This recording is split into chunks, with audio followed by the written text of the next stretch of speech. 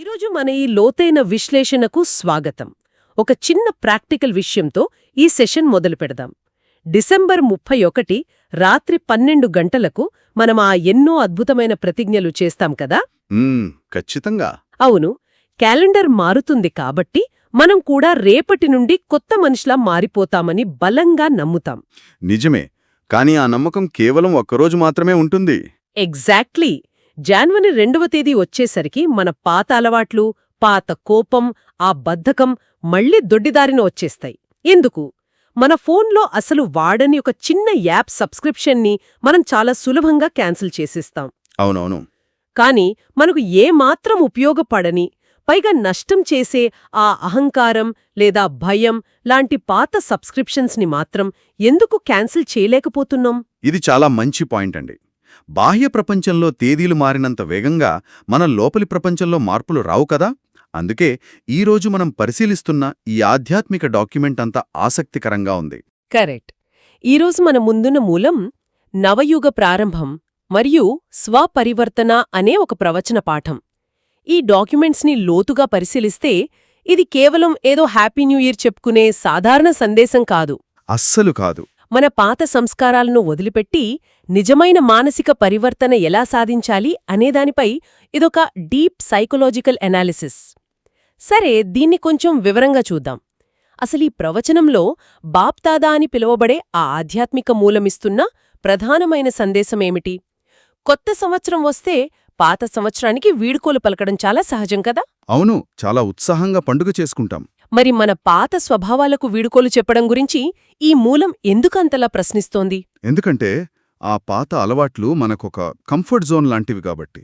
ఈ డాక్యుమెంట్ ప్రధానంగా నవయుగం వైపు అడుగులు వేయడం గురించి మాట్లాడుతుంది. పాత సంవత్సరం వెళ్ళిపోవడం అనేది మన ప్రమేయం లేకుండానే జరిగిపోయే ప్రక్రియ. దానికి మనమేమీ కష్టపడక్కర్లేదు. ఎగ్జాక్ట్లీ. కాని పాత సంస్కారాలకు, అంటే మనలోని ఆ నెగటివ్ అలవాట్లకు వీడ్కోలు చెప్పడమనేది ఆటోమేటిక్గా జరగదు. దానికి చాలా స్పృహతో కూడిన ప్రయత్నం కావాలి. ఓహో. ఇక్కడ మూలంలో ఒక పదం వాడారు, మాయా అని. అంటే మనల్ని భ్రమపెట్టే, మనల్ని వెనక్కిలాగే పాత ప్రపంచపు ఆకర్షణలు. ఈ మాయమీదున్న కాస్త ప్రేమను వదులుకోవడానికి మనమెందుకు భయపడతామనేది ఇక్కడ అసలైన ప్రశ్న.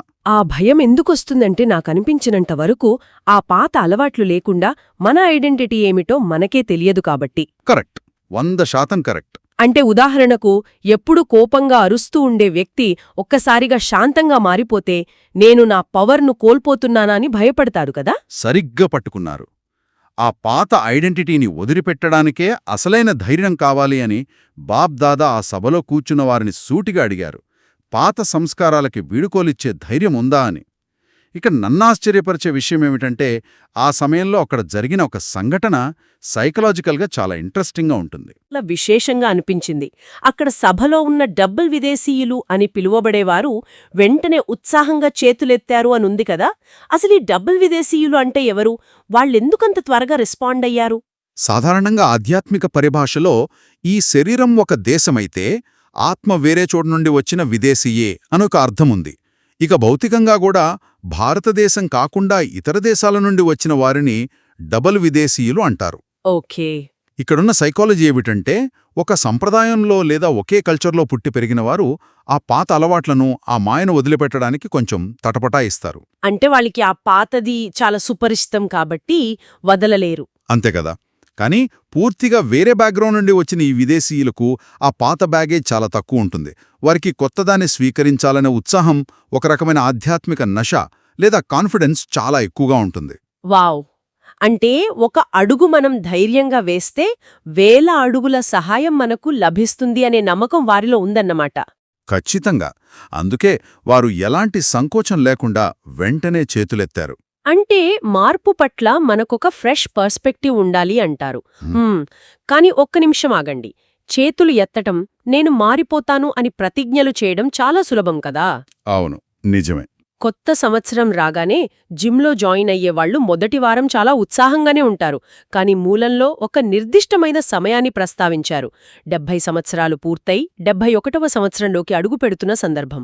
అవును, డిసెంబర్ 31వ తేదీ రాత్రి సరిగ్గా 9:20 అదే అక్కడున్న పాండవసేన అంటే ఆధ్యాత్మిక మార్గంలో నడిచే సాధకులు కేవలం పోరాడేవారుగా కాకుండా విజయీ పాండవులుగా ఎలా మారాలో సూచించారు కదా.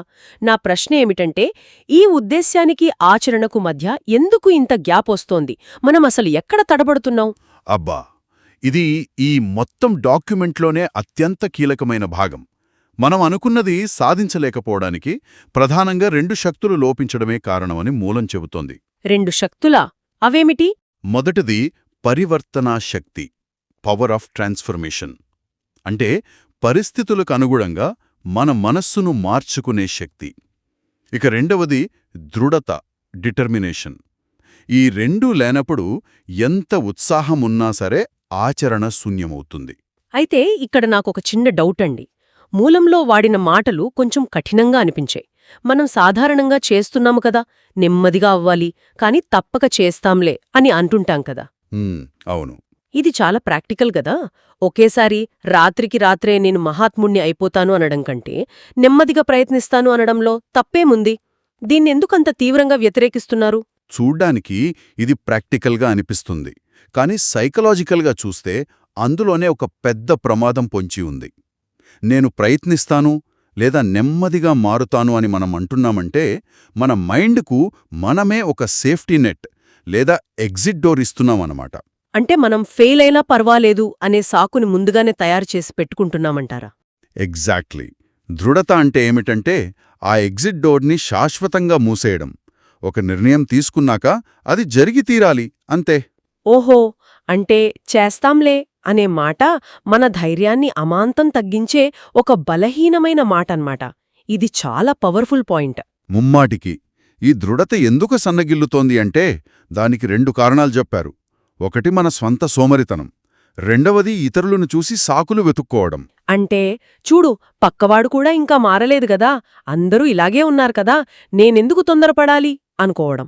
అవును, కానీ డాక్యుమెంట్ ఏమంటుందంటే ప్రాణం పోయినా సరే ఇచ్చిన మాట నిలబెట్టుకునే దృఢత్వమే సఫలతకు అసలైన తాళంచెవి.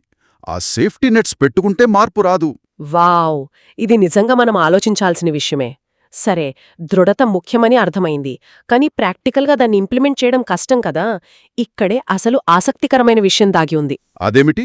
నాకు ఈ మూలంలో ఉన్న ఒక ప్రాక్టికల్ టూల్ చాలా అద్భుతంగా అనిపించింది. అసలు సఫలత సాధించాలంటే ముందుగా మన ఆలోచనా విధానం, మనం వాడే భాష మారాలి అని చెప్పారు.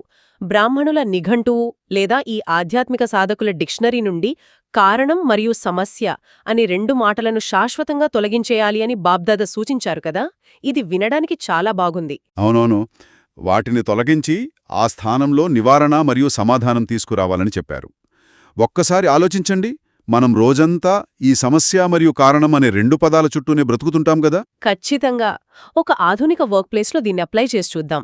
ఒక ప్రాజెక్ట్ ఫెయిల్ అయినప్పుడు మీటింగ్ రూంలో 2 గంటల పాటు దీనికి కారణం ఎవరు, ఎవరి వల్ల ఈ సమస్య వచ్చింది అని ఒకరినొకరు బ్లేమ్ చేసుకోవడానికే సమయమంతా సరిపోతుంది. అవును, ఆర్గ్యుమెంట్స్తోనే టైం గడిచిపోతుంది. అదే, ఆ కారణం అనే పదాన్ని కట్ చేసి కేవలం దీనికి పరిష్కారం ఏమిటి అని ఆలోచించడం మొదలుపెడితే అక్కడున్న పవర్ డైనమిక్స్ పూర్తిగా మారిపోతాయి కదా. 100%. ఎందుకంటే కారణం వెతకడం మిమ్మల్ని ఎప్పుడూ గతంలోకి లాగుతుంది, కాని పరిష్కారం వెతకడం మిమ్మల్ని భవిష్యత్తు వైపు నగిపిస్తుంది. ఇది కేవలం ఏదో పాజిటివ్ థింకింగ్ కోర్సుల్లో చెప్పే పైపై మాట కాదు. మరి ఇది మరింత లోతైనది. ఎందుకంటే ఒక వ్యక్తి ఆధ్యాత్మికంగా ఎదగాలంటే ముందు తనను తాను స్వపరివర్తనకునిగా మార్చుకోవాలి. మనకెదురయ్యే పరిస్థితులు ఎప్పుడూ అనుకూలంగా ఉండవు. నిజమే, ఎప్పుడూ అంత సాఫీగా సాగదు. అవును, ఎవరైనా మనకు నెగటివ్ పరిస్థితులు సృష్టించినా లేదా కావాలని మనకు అశుభాన్ని తలబెట్టినా దాన్ని తిరిగి శుభంలోకి అంటే పాజిటివ్గా మార్చగలిగే సామర్థ్యం మనకుండాలి. దీన్నే మనం ఒక రకమైన ఆధ్యాత్మిక రసవాదం అనొచ్చు. ఆధ్యాత్మిక రసవాదం, వావ్, చాలా చక్కని పదం వాడారు. అంటే ఇనువును బంగారంగా మార్చినట్లు నెగటివిటీని పాజిటివిటీగా మార్చడం. ఎగ్జాక్ట్లీ. కానిక్కడ నాకు మళ్ళీ ఒక డౌటొస్తోంది. ఎవరైనా మనకు పదే పదే హాని చేస్తుంటే లేదా వాళ్ల పాత సంస్కారాలకు వశమై తప్పుల మీద తప్పులు చేస్తుంటే మూలమేమంటుందంటే వారిపై దయ చూపించాలి అంటుంది. అవును. అని ప్రతిసారీ అలా దయ చూపిస్తే వాళ్ల తప్పులను మనం ప్రోత్సహించినట్లు అవ్వదా? అది ఇంకో రకమైన సమస్యను సృష్టించదా? ఇది చాలామందికి వచ్చే సహజమైన సందేహమే.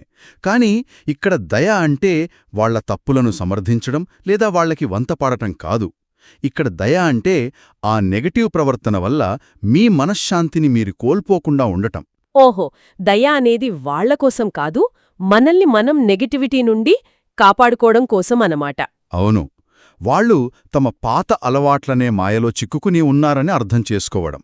మనం వాళ్లపై కోపం తెచ్చుకుని మన ఎనర్జీని వేస్ట్ చేసుకునే బదులు ఒక పరోపకారిగా మారి వారికి మానసికంగా లేదా ఆధ్యాత్మికంగా సపోర్ట్ ఇవ్వడమే అసలైన పరిష్కారం. అంటే వాళ్లను విక్టిమ్స్లా చూడకుండా మనల్ని మనం ఒక హీలర్లాగా ఫీలవ్వాలి. కరెక్ట్. మీరు చెప్పిన ఈ పాయింట్ క్రొత్త సంవత్సరంలో మనం చేసుకునే వేడుకలను గుర్తుచేస్తోంది. సాధారణంగా కొత్త సంవత్సరం అనగానే మనం స్వీట్స్ పంచుకుని నోరు తీపి చేసుకుంటాం కదా. అవును, శుభాకాంక్షలు చెప్పుకుంటాం. కానీ మూలమేమంటుందంటే కేవలం నోరు తీపి చేసుకోవటం కాదు, ముఖం కూడా మధురంగా చిరునవ్వుతో ఉండాలి అని. మనలో ఉన్న ఆ కఠినత్వం పూర్తిగా తొలగిపోవాలి అని. నిజమే. లోపల కోపాన్ని ద్వేషాన్ని దాచుకుని పైకి నవ్వుతూ స్వీట్స్ ఇస్తే ఎలాంటి ప్రయోజనమూ లేదు కదా. ఇక్కడే నాకు డాక్యుమెంట్లోని ఒక అద్భుతమైన ఎనాలజీ గురించి మీతో చర్చించాలి అనుంది. దీన్ని చదివినప్పుడు నా మైండ్ అయితే బ్లాంక్ అయిపోయింది. ఆ ఎనాలజీ ఏమిటి? క్రోధాన్ని ఒక కుటుంబ వృక్షంతో పోల్చారు. వినండి, క్రోధం అనేది ఒక తండ్రి అయితే దాని నుండి పుట్టే అహంకారం మరియు ఆ వ్యతిరేక నశ లేదా ఫాల్స్ ప్రైడ్ అనేవి పిల్లలు లేదా మనవళ్ళు అట. అబ్బా, ఎంత బాగా చెప్పారో. అవును, సాధారణంగా ఏ కుటుంబంలోనైనా సొంత పిల్లల కంటే మనవళ్ల మీద ప్రేమ ఎక్కువగా ఉంటుంది కదా. అలాగే మనుషులు కూడా క్రోధం అనే తండ్రిని వదిలేసినా సరే దాని నుండి పుట్టిన అహంకారం అనే మనవడి మీద ఉన్న మక్కువను వదులుకోలేరు అనుంది. అసలిది ఎంత లోతైన సైకలాజికల్ అబ్జర్వేషన్ అండి. దీన్ని మనం ప్రాక్టికల్ లైఫ్లో ఎలా చూడొచ్చు? ఇది నిజంగా ఒక మాస్టర్ పీస్ అబ్జర్వేషన్ అని చెప్పాలి. మనుషులు ఎలా ఉంటారంటే ఒకప్పుడు కోపంతో అరిచేవారు, ఇప్పుడు దాన్ని అదుపు చేసుకున్నామని చాలా గర్వపడతారు. చూసారా, నేనిప్పుడు ఎవరిమీద అరవడం లేదు, నేను చాలా మారిపోయాను అని కాలర్ ఎగరేస్తారు. అంటే వాళ్ళు తండ్రిని చంపేశారన్నమాట, అంటే ఆ బహిరంగ కోపాన్ని. ఎగ్జాక్ట్లీ. కానీ లోపలొక silent cold superiority complex develop అవుతుంది. నేను వాళ్ళ అరిచేవాణ్ణి కాదు, నేను వాళ్ళకంటే చాలా ఉన్నతమైనవాణ్ణి అనే ఒక ఫాల్స్ ప్రైడ్ వస్తుంది. ఆ సుపీరియారిటీనే ఆ మనవడని చెప్పారు. వావ్! అంటే కోపం స్థానంలో ఒక నిశ్శబ్దమైన అహంకారాన్ని రీప్లేస్ చేశారన్నమాట. అవును, ఆ మనవడ్ని మనమెంత ప్రేమిస్తామంటే అది మనల్ని ఎంతగానో ఎదిగినట్లు ఫీలయ్యేలా చేస్తుంది. సేవలో గర్వం, నా బుద్ధి చాలా గొప్పది అనే గర్వం, ఇవన్నీ ఆ క్రోధం కుటుంబంలో పుట్టిన పిల్లలే. అదొక టాక్సిక్ ఫ్యామిలీ అని మనం గుర్తించాం. నిజమే, మనం దాన్ని పసిగట్టలేం. ఆ నిశ్శబ్ద అహంకారాన్ని ఎలా వదిలించుకోవాలి అనే దానికే డాక్యుమెంట్లో ఆ దిల్వాడా మందిరంలోని జడచిత్రాల ఉదాహరణను ప్రస్తావించారు. ఈ దిల్వాడా మందిరమనేది రాజస్థాన్లోని మౌంట్ అబూలో ఉన్న ఒక ప్రసిద్ధ జైన దేవాలయం కదా. ఆ రాతి విగ్రహాల ఉదాహరణ ఇక్కడెలా సరిపోతుంది? ఆ విగ్రహాల చెక్కడంలో ఒక గొప్ప ప్రత్యేకత ఉంటుంది. ఆ రాతి విగ్రహాల ముఖాల్లోకి చూస్తే ఒక శాశ్వతమైన, ఎప్పటికీ చెదరని దయ, ఒక ప్రశాంతత కనిపిస్తుంది. భక్తులు ఆ విగ్రహాల దగ్గరకు వెళితే దయ చూపించండి, కృపచూపండి అని అడుగుతారు. అవును, ప్రాణం లేని విగ్రహాలను అడుగుతారు.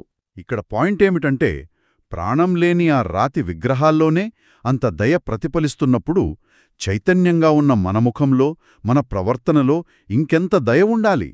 మన దగ్గర ఉన్న ఆ స్నేహం, సహకారం, ముక్తినిచ్చే శక్తి అనే అపారమైన స్టాకును కేవలం మన దగ్గరే దాచుకోకూడదు. ఎవరిపై కోపం, అహంకారం చూపించకుండా ఒక దాతగా మారి ఆ బహుమతులను అందరికీ పంచుతూ వెళ్ళాలి. అబ్బా, ఎంత చక్కగా చెప్పారు. స్టాక్ని దాచుకోకూడదు, దాతగా మారాలి. బహుశా అందుకే సేవలో ఆలస్యం జరుగుతోందని మూలం హెచ్చరించింది కదా. అవును, మనం పాత అలవాట్లను వదిలి పరివర్తన చెందనందుకే ఈ సమాజంలో రావలసిన విశ్వపరివర్తన కూడా ఆలస్యమవుతోందని చెప్పారు. ఆ దుఃఖితుల పిలుపు విని వారికి ముక్తిని, శాంతిని బహుమతిగా ఇవ్వాల్సిన బాధ్యత మనదే అన్నారు. అయితే ఇక్కడ పనితీరు గురించి ఒక ప్రాక్టికల్ సూచన కూడా చేశారు. అది నాకు చాలా ఆసక్తికరంగా అనిపించింది. ఏ సూచన? ప్రతివారం సేవా కేంద్రాల నుండి వచ్చే రిపోర్ట్ల గురించి కదా మీరు చెప్తున్నది? అవునవును. పెద్ద పెద్ద ఉత్తరాలు రాయాల్సిన అవసరం లేదు, వాటిని చదవడానికి సమయం ఉండదు. కేవలం ఓకే అని వ్రాసి పంపిస్తే చాలు. లేదా ఏదైనా లోపముంటే మధ్యలో ఒక గీత గీసి పంపండి అని చెప్పారు. అసలు ఇంత పెద్ద ఆధ్యాత్మిక డాక్యుమెంట్లో ఈ చిన్న అడ్మినిస్ట్రేటివ్ పాయింట్ ఎందుకు పెట్టినట్లు? దీని వెనుక ఉన్న లాజిక్ ఏమిటి? దీని వెనుక చాలా పెద్ద సైకలాజికల్ మెకానిజం ఉంది. ఒకసారి ఆలోచించండి, మనం ఆఫీస్లో గాని ఎక్కడైనా గాని పెద్ద పెద్ద రిపోర్ట్లు ఎందుకు రాస్తాం? ఎందుకు అంటే మనం చేసే పనిని ఇతరులు గుర్తించాలి అని. ఎగ్జాక్ట్లీ. ఇతరుల నుండి వాలిడేషన్ కోరుకుంటాం. నేను చాలా కష్టపడుతున్నాను, నన్ను గుర్తించండి అని నిరూపించుకోవడానికే పెద్ద ఉత్తరాలు రాస్తాం. కానీ డాక్యుమెంట్ ఏమంటుందంటే, నీలో నిజమైన అంతర్గత పరివర్తన వస్తే నీకు బయటి వ్యక్తుల అప్రూవల్ అవసరం లేదు. వావ్! నీ పని నువ్వు సక్రమంగా చేస్తున్నావా లేదా అన్నది నీకు అంతర్గతంగా స్పష్టంగా ఉంటే చాలు. దాన్ని ప్రదర్శించాల్సిన పనిలేదు. అందుకే ఒక చిన్న ఓకే చాలు అన్నారు. నీ కాన్ఫిడెన్స్ నీ లోపల నుండి రావాలి, ఇతరులు మెప్పు నుండి కాదు. మైండ్ బ్లోయింగ్ అండి. అంటే మన పనితనం పట్ల మనకు వాలిడేషన్ బయట నుండి కాకుండా లోపల నుండే రావాలి అన్నమాట. దృఢతాశక్తి ఉంటే ఇవన్నీ వాటంతటవే నెరవేరుతాయి.